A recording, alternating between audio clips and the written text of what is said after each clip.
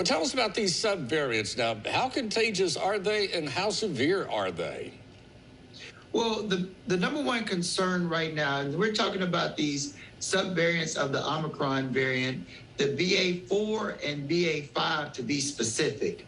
What the reports are revealing is individuals in South Africa, because that's where they're having the surge of these subvariants, are getting reinfected. And these are individuals that have had the original Omicron, which would be the BA1, and even some with the BA2, but with this BA4 and BA5, they're getting reinfected. And overwhelmingly, as I said, these reports, these are individuals that have already had Omicron and or have been vaccinated. So this is slightly troublesome because this demonstration is revealing that it's more infectious, meaning easier to catch, where it can evade some of the natural antibodies that we produce if we've been infected or if we've had our vaccination. So that's where all the concern is coming from. So in other words, these subvariants are not responding well to our vaccines. That is correct, because it seems like every time we get a new subvariant, it's a little bit more infectious, meaning it's more able to evade the vaccinations. The vaccinations are less effective. They still have some effectiveness as far as decreasing it, but they're less effective than the earlier subvariants. But the good news is the reports are still revealing that these subvariants, even if you have a breakthrough infection, meaning you get infected after you've been vaccinated or you've had coronavirus, it's less severe, meaning you get less sick.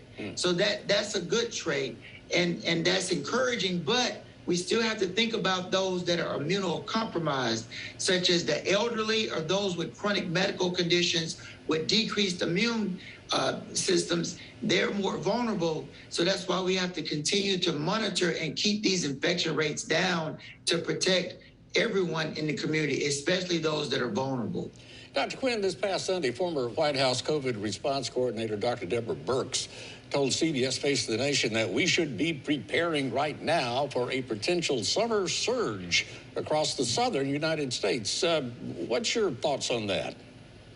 Well, I'm reading the reports, and unfortunately, they've actually identified this BA4 and BA5 subvariant of the Omicron in the United States. They've identified a couple of cases in California, which means it's here in the United States, and it is clear that it is more infectious. So we just have to be on the lookout, and we have to understand that, we're not wearing the mask as much as we were. We've lifted a lot of these mask mandates. We're not social distancing as much. We're getting together. So we just have to be very observant and vigilant and just follow the science. And if we have to pull back a little bit, that's something we might have to do, because as I said, we have to think about our vulnerable population, the elderly and those that are immunocompromised, because they could lose their lives. Yeah.